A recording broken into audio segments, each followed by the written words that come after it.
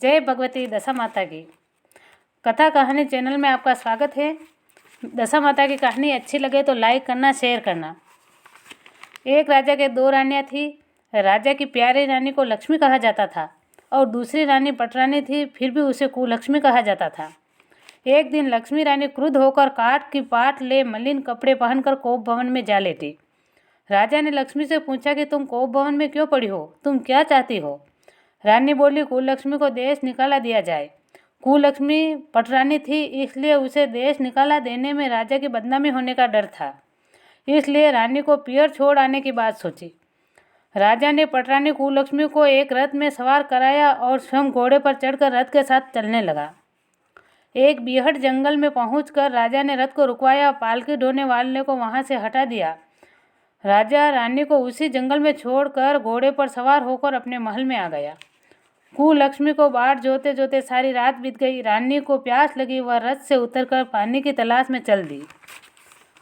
रानी ने आसपास पानी खोजा, परंतु उसे कोई जलाशय दिखाई नहीं दिया।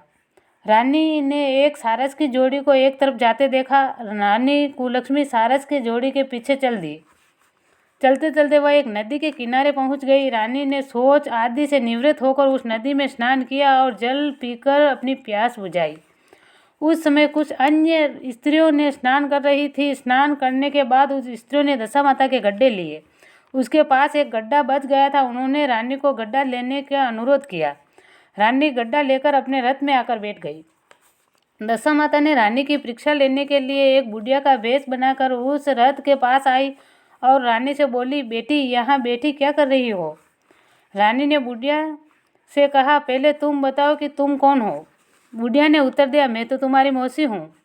तब रानी ने उसके गले लगकर रोने लगी। उसने अपनी विपदा की सब कहानी बुढ़िया को बता दी।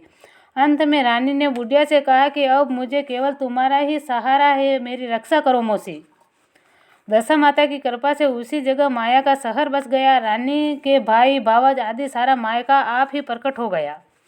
रानी ने अपने पियर के साथ मिलकर 9 दिन तक दशा माता की कथा कहानियाँ सुनाई। 10वें दिन गड्ढे की पूजा होनी थी। उसी दिन सवेरे उसकी मौसी ने रानी को नदी के किनारे स्नान करने के लिए कहा और कहा कि वहाँ तुमको स्वर्ण कलश मिलेगा, तुम उन्हें ले लेना और जो डोली तुमको लेने आए उसमें बैठ जाना।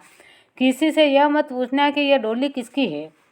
रानी ने स्नान करने गई। वह स्नान करके बाहर निकली तो उसे 2 स्वर्ण कलश नदी के किनारे रखे मिले। उनके पास रेशमी वस्त्र थे। उन वस्त्रों को रानी ने पहन लिया। वह चलने लगी तो डोली आती हुई दिखाई दी। वह डोली में बैठ गई और अपने घर पहुंच गई। घर पहुंचकर उसने माया के परिवार के साथ सब महिलाओं सहित दशा माता के गड्ढे की पूजा की, सुहागिनों को भोजन कराया। इसके बाद उसने पारण किया। अब रानी अपनी पियर में आनंद पूर्वक सबके साथ मिलजुल कर रहने लगी। इधर कुछ समय बाद राजा को रानी कुलक्ष्मी का ध्यान आया। जिस दिन से मैं रानी को जंगल में छोड़कर आया था उसका कोई समाचार नहीं मिला है। चलकर देखना चाहिए कि रानी कुलक्ष्मी का क्या हाल है। मंत्रियों ने राजा को समझाया कि अब रानी का मिलना तुम्हारे लिए ठीक नहीं है, परंतु राजा ने मंत्रियों की बात पर कोई ध्यान नहीं दिया। वह घोड़े पर सवार होकर उसी स्थान पर पहुंचा जहां की रानी उनको छोड़ आया था। राजा को देखकर बड़ा आश्चर्य हुआ कि यहाँ तो सघन वन था, परंतु पहले से भी रमणीक बस्ती बसी हुई है।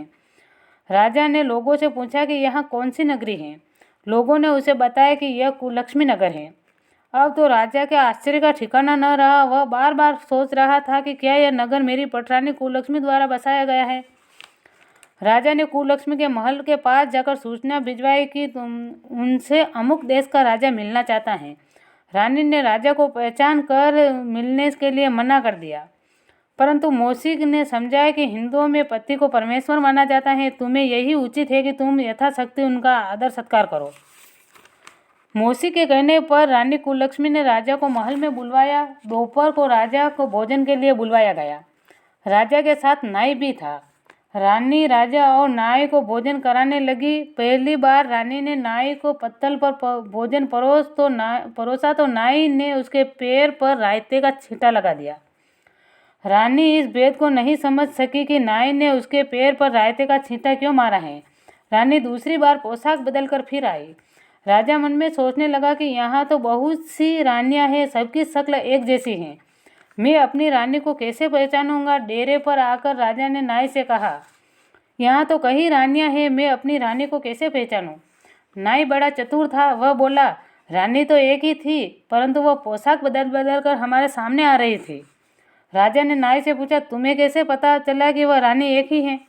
नाई बोला, मैंने उनके पैर पर रायते का छींटा मारा था। वह 3 बार कपड़े बदलकर हमारे सामने आई, परंतु रायते का छींटा उसके पैर पर लगा हुआ था। अगले ही दिन रानी ने राजा को अपने महल में बुलवाया। राजा ने अपनी मेज पर बिठाकर खाने के लिए पान का बीड़ा दिया। पान खाकर राजा पलंग पर लेट गया और रानी उसके पैर दबाने लगी। राजा ने रानी से अपने किए के लिए क्षमा मांगी और रानी से अपनी राजधानी चलने के लिए कहा। रानी ने कहा, आप किस मुंह से मुझे चलने के लिए कह रहे हैं। आपने तो मुझे जंगल में अकेला छोड़ दिया था। आप तो मेरी सोच के कहने में आकर मेरा परित्याग कर चुके थे। यह तो मेरी मौसी ने किया धरा है, उसी के कारण यह वैभव मुझे प्राप्त हुआ है, वरना आपने तो मेरा सर्वनाश ही कर दिया था। राजा ने रानी को बहुत समझाया। तब रानी बोली कि मैं केवल एक शर्त पर आपके साथ चल सकती हूँ। आप मेरी मौसी से वरदान मांगेंगे कि यह नगरी आपकी राजधानी के पास पहुँचा दे, जिससे मेरा मन चाहे मैं आपके पास रहूं और मन चाहे तो मौसी के महल में चली जाऊं। मेरी मौसी बड़ी दयालु है, संभव है कि वह हमारी बात मान जाए। राजा ने दशामाता मौसी से प्रार्थना की। मौसी ने राजा की बात मानकर दोनों को शहर के पास स्थापित कर दिया, मानो एक दूसरे का ही भाग हो। राजा ने दशामाता की कृपा से फल जानकर शहर में ढिंढोरा पिटवाया कि उसकी सारी प्रजा दशामाता की पूजा किया करे। भगवती दशामाता ने जिस प्रकार कुललक्ष्मी पर दया करी, वैसे ही दया हम सब जनों पर भी करे। जय भगवती दशामाता की।